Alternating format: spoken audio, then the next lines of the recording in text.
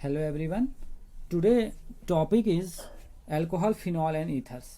आज हम alcohol, phenol और ईथर के बारे में समझेंगे। हम one by one in sections का डिस्कस करेंगे अल्कोहल, फिनॉल और ईथर्स के बारे में। और यहाँ पर अल्कोहल और फिनॉल अगर हम एक साथ पढ़ें तो ये एकदम एक दूसरे से अलग नहीं है, क्योंकि थोड़ा मैं आपको अगर अल्कोहल, फिनॉल और ईथर्स का इंट्रोडक्शन कराऊँ तो अल्कोहल मतलब ग्रुप कौन सा है ये देख लीजिए, ठीक है। दोनों में आपको OH मिलेगा, ठीक है ना, यानी कि जो ग्रुप है दोनों में OH मिलेगा। फर्क सिर्फ इतना है कि इसमें आपके जो आते हैं एल्काइल आते हैं, यानी कि आप एल्काइल के साथ जोड़ेंगे तो ये अल्कोहल होते हैं, और अगर आप इसको फिनाइल रिंग के साथ जोड़ देंगे तो ये क्या बन जाते हैं, ये आपके बन जाते हैं, ऐसे हम बोलते हैं आपका फिनॉल्स, ठीक है ना। अगर ये रिंग के साथ जुड़े हैं, जैसे आप मैं इसके जैसे मैं एग्जांपल दूं आपको, जैसे CH3OH है, तब तो ये अल्कोहल है, ठीक है ना, अल्कोहल श्रेणी में आ गया, ठीक है ना। आप इसको मिथेनॉल बोलेंगे। अगर ये आपका एरोमेटिक के साथ जुड़ गया, ये देखिए, और यहाँ पर OH बन गया, तो ये होता है आपका फिनॉल।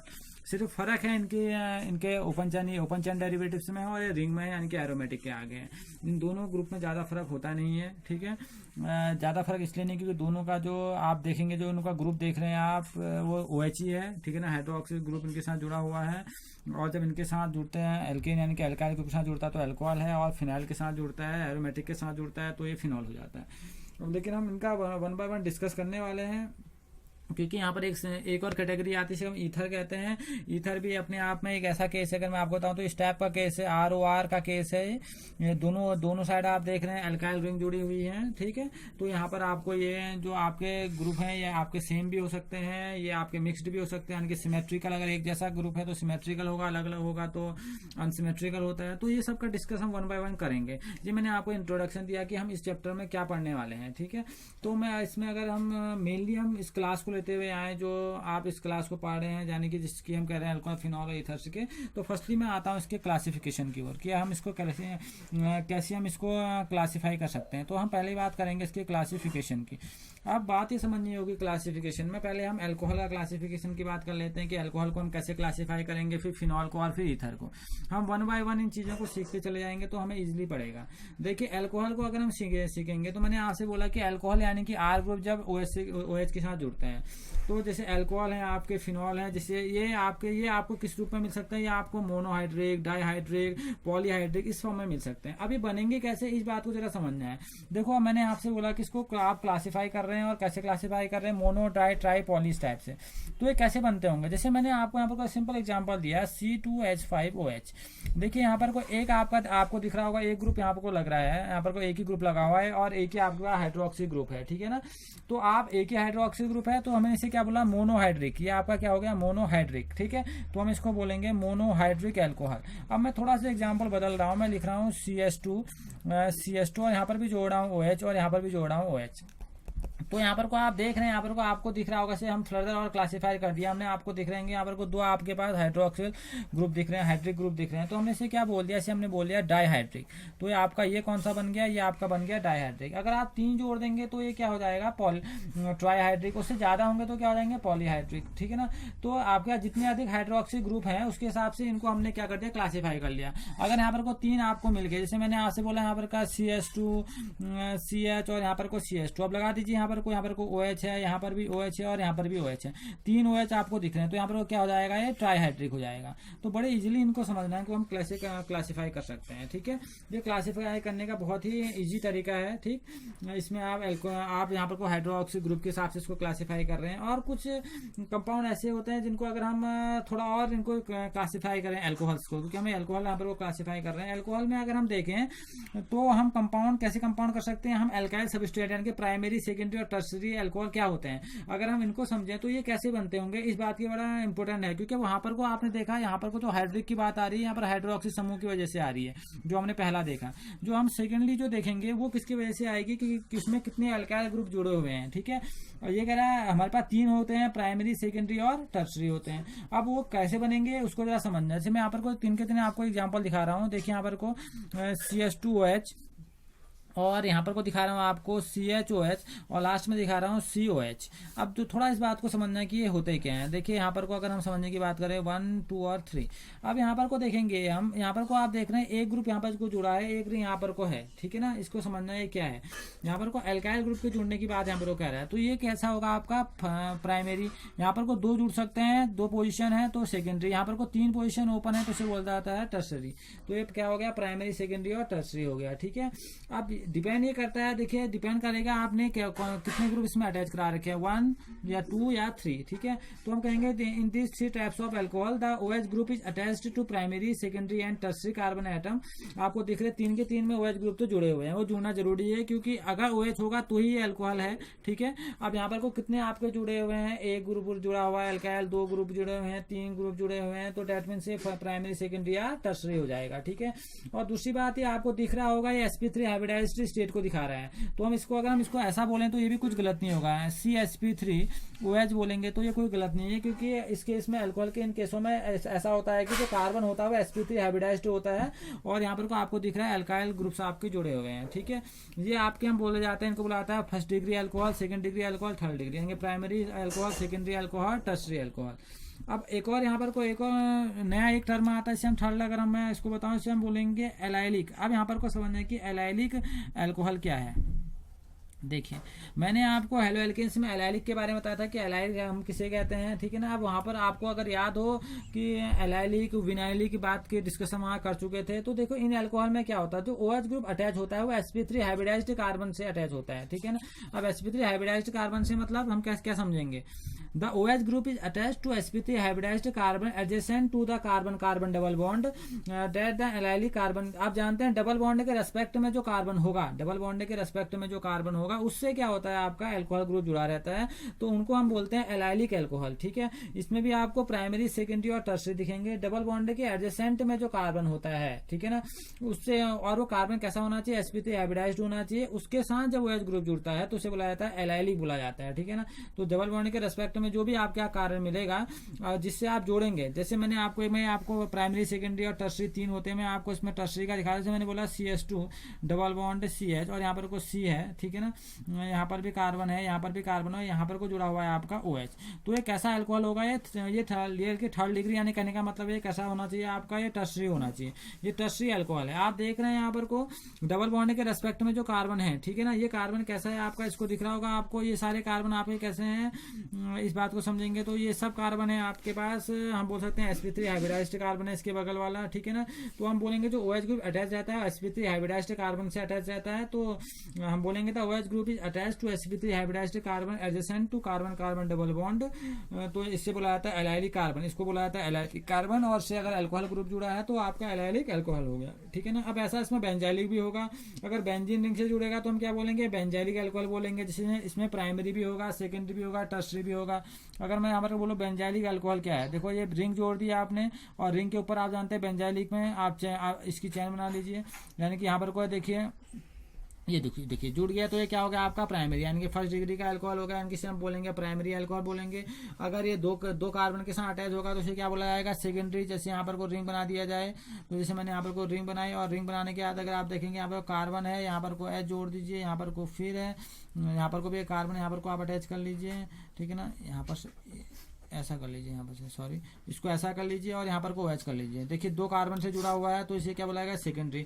अगर तीसरा अगर आप बनाएं और तीसरे में आप 3 जोड़ लीजिए, यहाँ पर को देखिए ये इससे C है, यहाँ पर एक C ऊपर कर दो, एक C नीचे कर दो, यहाँ पर को बॉन्ड इनके ओपन कर दो, यहाँ पर को OH कर दो। देखिए यहाँ पर 3 कार्बन के साथ OH जुड़ा हो तो क्या हो गया, ये टर्सरी हो गया, ये 2 डिग्री 3 डिग्री, यानी कि टेस्टर निकल गया, टर्सरी निकल गया। बेंजीन के साथ जुड़ा हो तो क्या बोला गया, बेंजाइलिक बोला गया। वो OH ग्रुप अभी भी क्या हो रहा है, sp3 हाइब्रिडाइज्ड कार्बन से अटैच हो रहा है। आप देख लीजिए ये sp3 हाइब्रिडाइज्ड कार्बन है, ये sp3 हाइब्रिडाइज्ड कार्बन है, ये sp3 हाइब्रिडाइज्ड कार्बन है, यानी कि डबल बॉन्ड के रेस्पेक्ट में जो कार्बन होता है, आपको दिख रहा होगा डबल बॉन्ड के रेस्पेक्ट में जो कार्बन होगा उसके साथ जब क्या होता है, हाइड्रोक्सी ग्रुप अटैच होता है तो उसको बोला जाता है आपका, रिंग के साथ है तो बुलाएगा बेंजाइलिक, और ओपन चैन के साथ है तो बुलाएगा एलाइलिक, ठीक है ना, कोई फर्क इनमें नहीं है।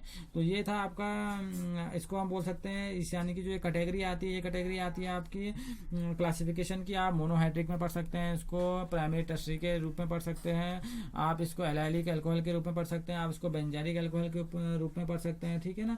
आप इसको विनाइलिक के रूप में ही पढ़ सकते हैं। मैं आपको बता दूं, अगर विनाइलिक की अगर मैं बात बोलूँ, एक और इसमें आता है बोला जाता है विनाइलिक, डबल बॉन्ड से सीधे अटैच हो जाना। जैसे मैं आपको एग्जांपल दूं, मैंने कहा CH2 डबल बॉन्ड CH और सिंगल बॉन्ड OH, तो इसको बोला जाएगा विनाइलिक। ये बोला जाता है आपका विनाइलिक अल्कोहल। ये बड़ा इंपॉर्टेंट है, बहुत बार पूछे भी जाते हैं एग्जामिनेशन में। देखिए डबल बॉन्ड के रेस्पेक्ट में डायरेक्ट जुड़ गया। और यहाँ पर को समझने की बात यह है, अभी तक हम sp3 केस पढ़े थे, यहाँ पर को बोलेंगे हम sp2 कार्बन से OH का जुड़ना है, sp2 कार्बन है और इससे क्या हो रहा है, OH जुड़ रहा है। तो हम बोलेंगे जो अल्कोहल जो अटैच किससे हो रहा है, कार्बन कार्बन डबल बॉन्ड से अटैच हो रहा है। तो आप देख लीजिए यहाँ पर को कार्बन H ऊपर चल जाएगा तो डायरेक्ट इससे क्या हो जा रहा है, OH ग्रुप अटैच हो जा रहा है। डबल बॉन्ड से डायरेक्ट अटैच होने को OH ग्रुप को बोला जाता है विनाइलिक। और डबल बॉन्ड के रेस्पेक्ट में जो कार्बन है वो sp3 हाइब्रिडाइज्ड होना चाहिए, उसके साथ जब OH जुड़ता है तो उसे बोला जाता है एलाइलिक बोला जाता है। तो ये है इनका अल्कोहल का नोमेनक्लेचर। अब इसके बाद हम पढ़ रहे हैं फिनॉल और ईथर्स के नोमेनक्लेचर के बारे में। अब हम डिस्कस करते हैं फिनॉल के बारे में कि फिनॉल को आप कैसे क्लासिफाई करेंगे। जैसे हमने अल्कोहल क्लासिफाई किए वैसे आप फिनॉल भी क्लासिफाई करेंगे। तो फिनॉल में भी आप देख रहे हैं, अगर एक OH ग्रुप जुड़ा हुआ है तो आप क्या बोलेंगे, मोनोहाइड्रिक बोलेंगे, ठीक है ना। अगर दो H ग्रुप जुड़े हुए हैं तो आप बोलेंगे डाईहाइड्रिक, 3 OH ग्रुप जुड़े हैं तो आप इसे क्या बोलेंगे, ट्राईहाइड्रिक बोलेंगे, ठीक है ना। तो ये सिंपल सी बात है, इनको दिखाने का इनका इतना ही एक क्लासिफिकेशन होता है, मोनोहाइड्रिक, डाईहाइड्रिक और ट्राईहाइड्रिक। ऐसे आपको पॉली मिलेंगे, पॉली के भी केस में यहाँ पर कोई एक केस बढ़ सकता है, तो आप इसे इतने आप इस फॉर्म में इसको पढ़ सकते हैं, ठीक है ना। तो आप इस जो केस हैं फिनॉल्स के हैं, ठीक है। यहाँ पर को आप रिंग देख ही रहे हैं, फिनाइल रिंग है, एरोमेटिक रिंग है, इसके साथ जब OH ग्रुप जुड़ता है एक ही होगा, मोनो होगा, 2 होंगे डाई, 3 होंगे ट्राई। अब ईथर की बात करें तो ईथर का जो सिंपल फॉर्मूला होता है वो ROR होता है और दूसरा होता है ROR-। अब यहाँ पर को R ग्रुप अलग हो जाता है तो इसे अनसिमेट्रिकल बोला जाता है, सेम होता है तो इसे बोला जाता है सिमेट्रिकल ईथर। जैसे एग्जांपल मैं आपको दिखा रहा हूँ, R ग्रुप है, यहाँ पर R मतलब क्या, अल्काइल ग्रुप है। अगर इनका हम क्लासिफिकेशन की बात करें तो यहाँ पे R है, यहाँ भी R है और दोनों R सेम है, C2H5 OC2H5, तो इसका नाम होगा डाई इथाइल ईथर। और दोनों जगह एक जैसे हैं, ठीक है ना। इनके अभी हम IPSC की बात करेंगे। अब इतना समझ लीजिए कि यहाँ पर को दो के दो क्या है, दो के दो सेम ईथर है। दो के दैट मीन सेम ईथर कहने का मतलब है कि इसलिए सेम है क्योंकि यहाँ पर दो के दो R ग्रुप क्या है, एक जैसे हैं। C2H5 यहाँ भी है, C2H5 यहाँ भी है, तो इसे बोला जाएगा सिमेट्रिकल ईथर। अगर ये बदल जाए, यहाँ पर को अलग हो, यहाँ पर को अलग हो, जैसे यहाँ पर को लिख दिया है C2H5 और यहाँ पर को लिख दिया है CH3 बोला गया है, ठीक है ना, तो इसको बोला जाता है अनसिमेट्रिकल ईथर, ठीक है। ये आपका क्योंकि अनसिमेट्रिकल ईथर क्यों, क्योंकि दोनों R ग्रुप क्या अलग अलग हैं। दोनों सेम होंगे तो सिमेट्रिकल बोलेंगे, दोनों अलग अलग होंगे तो क्या होंगे आपका, आप इसको बोलेंगे आपका अनसिमेट्रिकल ईथर। तो ये आपका क्या था, ये आपका है, आपका हम इसे बोल सकते हैं ये है इसके क्लासिफिकेशन। हमने इसके क्लासिफिकेशन का डिस्कशन कर लिया है। अब बात करते हैं इनके नोमेनक्लेचर के बारे में। ओके, नोमेनक्लेचर की बात करें तो पहला नोमेनक्लेचर करते हैं अल्कोहल का। अब मैंने आपसे बताया था अल्कोहल कैसे ग्रुप हैं, ROH वाले। R मतलब आपका अल्काइल है, ठीक है ना। तो अगर मैं आपको सिंपल इनके नोमेनक्लेचर से समझाऊं तो देखिए कैसे ये बनते होंगे। जो क्लासिफिकेशन हम इनको कर चुके हैं, नोमेनक्लेचर की बात यहाँ पर करते हैं। सिंपल मैं एग्जाम्पल आपको दे रहा हूँ, CH3OH। देखिए IUPAC आने से पहले इनको कॉमन नेम से बुलाया जाता था, ठीक है, जो इनका नेम होता था। अब कॉमन नेम और में क्या डिफरेंस था मैं आपको अभी बताता हूँ। देखिए CH3OH यहाँ पर को है, कॉमन नेम इसका था मिथाइल अल्कोहल। अगर आप समझेंगे इसको बुलाया जाता था मिथाइल अल्कोहल। तो ये आपके थे मिथाइल अल्कोहल। लेकिन अब जो इसका IUPAC नेम है, जिसे हम बोलते हैं IUPAC नेम, तो अब वो क्या हो चुका है, वो हो चुका है आपका मिथेनॉल, ठीक है ना, मिथेनॉल।